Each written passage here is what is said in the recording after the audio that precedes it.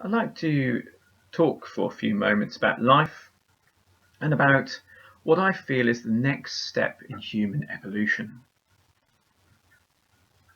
In the UK, there used to be a wonderful television show. It was a competition in which a team of competitors were led to a series of different rooms, and each room contained an exciting challenge which they had to overcome.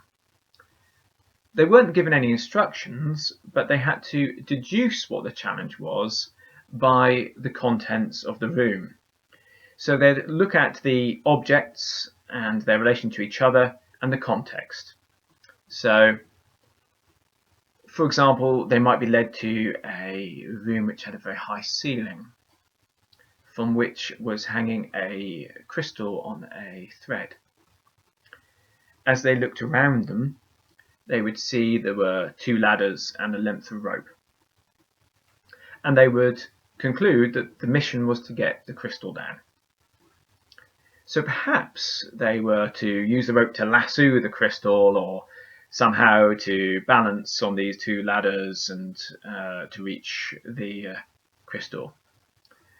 And after some experimentation and contemplation, they'd find that actually the best approach was to get the ladders, tie them together to make one long ladder, and they'd all work together to hold the ladder in the middle of the room, while the most agile and probably the lightest team member would climb up the ladder and retrieve the crystal.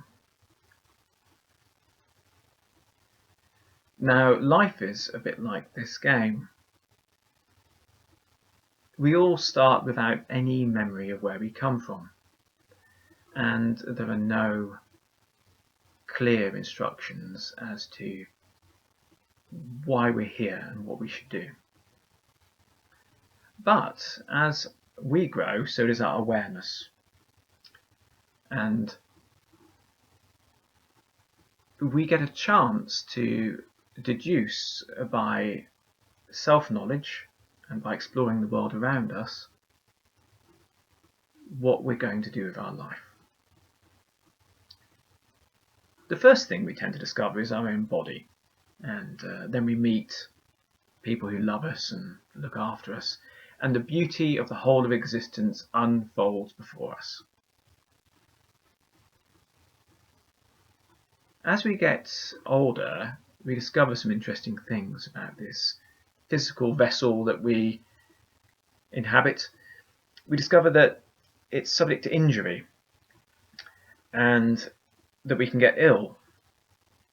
So the first rules of life we learn are that we need to take some action to stop these negative things happening, and we need to keep this body healthy. And we learn that by being more aware and thoughtful, and by learning about the world, we can do this with increasing efficiency. By looking at ourselves, we discover some interesting things. Our physical body has some areas that we can control. We can tense our muscles, we can control our voice, we can focus our senses. But there's other areas which are outside our control. Our heart auto beats and our organs do everything on their own. So there's some life in us that happens for us and without any form of direction or involvement. The same is true in our mind. So we have some instincts that respond to danger without our asking for it. So if we put our hand in a flame, it withdraws quickly without us even having to command the hand. We also have strong recommendations from some part of our mind that is outside our control in the form of emotions. So this emotional warning system or recommendation system is very accurate. It's really good. It tells you how you should respond to almost every circumstance, and it even gets your body ready for it. So if you're scared, it gets you ready to run away. If you're excited, it gets you ready for action. We do, however, discover fairly early on that this system is a little bit outmoded. So, although the emotions always have good intentions and are trying to recommend the best course of action, sometimes they're primeval. So we're doing something, working on a computer, trying to build something, and it keeps going wrong, and we get angry, and we feel like smashing it. Well, smashing it perhaps worked at an earlier stage in evolution, but the smashing it solution isn't so good now. So we discover there are aspects of our mind that need to be managed carefully in order to have the best possible outcomes. We also discover that sometimes these emotions, they can interfere with our perception of things. So they need to be paid attention to, but we can't let them control our decisions. Later on, we discover that this body ages and that all living things are subject to death. So we discover that there's a time limit to this life thing, and this means that we better value the time we've got. It means we can't repeat it.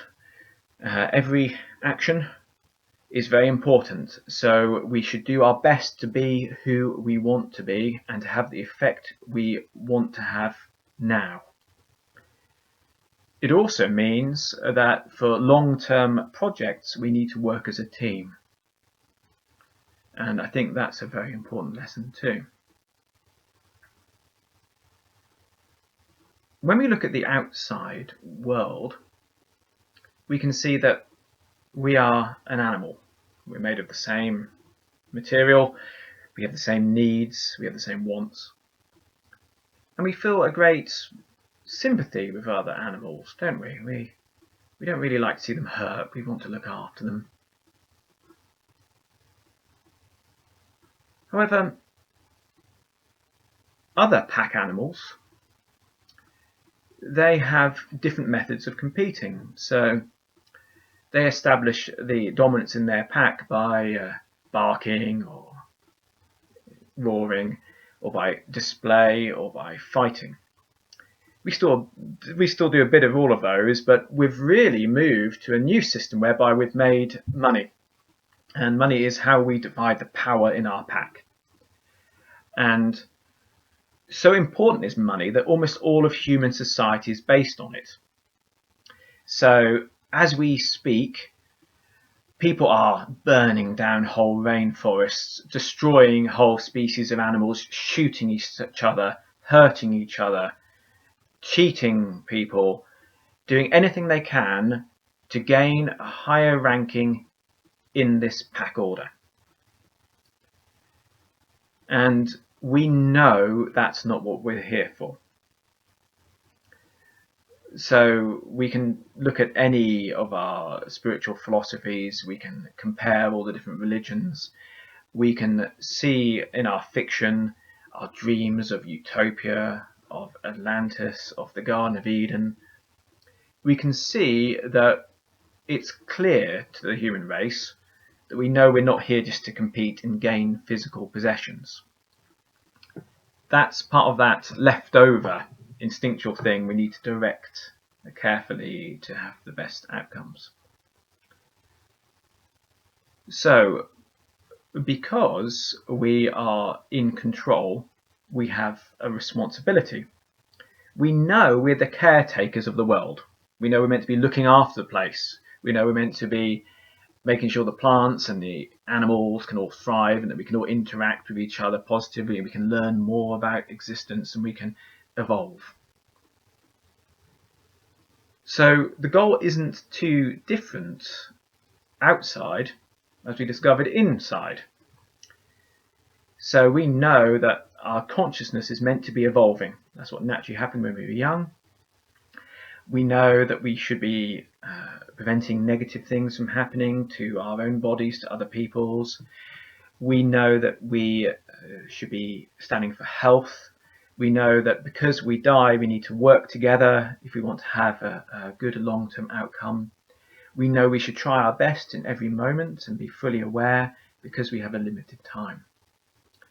When we look outside, we want to do the same in the outside world. We know that the world is subject to harm and to illness. We want to try to keep that healthy. We want to make sure that our consciousness evolves. We have an inbuilt idea that we're going to keep learning. You can see from our fiction, when we're exploring space, we have dreams of our future technology. So, we all know why we're here. That's really good. And there have been various wonderful spiritual teachers who have helped us wake up to these ideas and to stop this blindly fighting and hurting each other for things. Now, I believe, we're ready for the next step. The next step is to manifest these good intentions here and now. And to do this, we need to start looking for results on all levels. So, because these confused tendencies tend to redirect us, even in spiritual traditions, you can see people get redirected into seeking power, money, pleasure, these kind of things. Or they go to an extreme for display or out of confused purposes.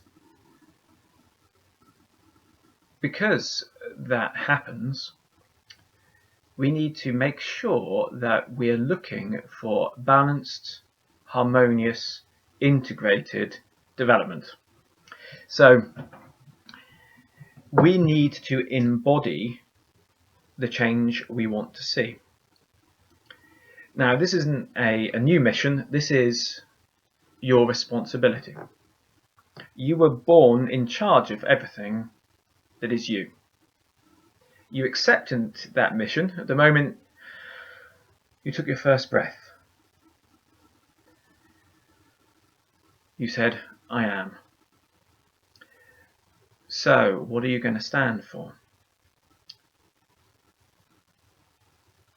In order to make sure we don't go off track, the key word is harmony.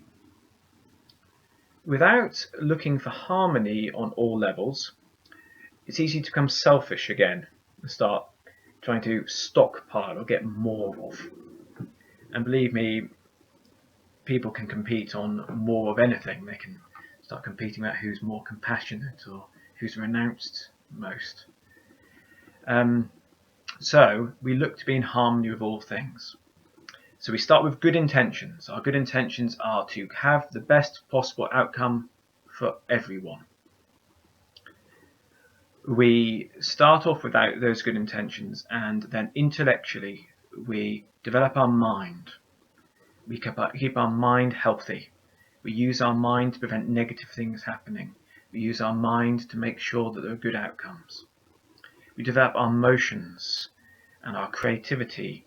We use our emotions and make sure that, just like we've got clear vision intellectually, we're working logically, we're working to be able to see how things really are. Emotionally, we work with our emotions. So we listen to what they're saying and make sure they are an accurate reflection of what's going on.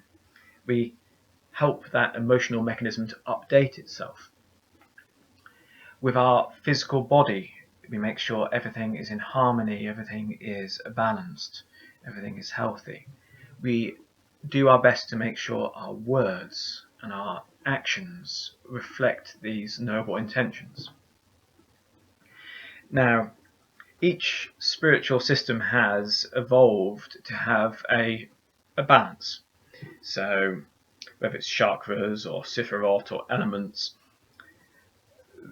we inherently know that if you go into one area too much, it sends things out of kilter, and you tend to start to cheat. So instead of trying to achieve things the right way, you come up with some kind of approximation that involves once again walking on someone else or competing for something in an aggressive way or in a hurtful way.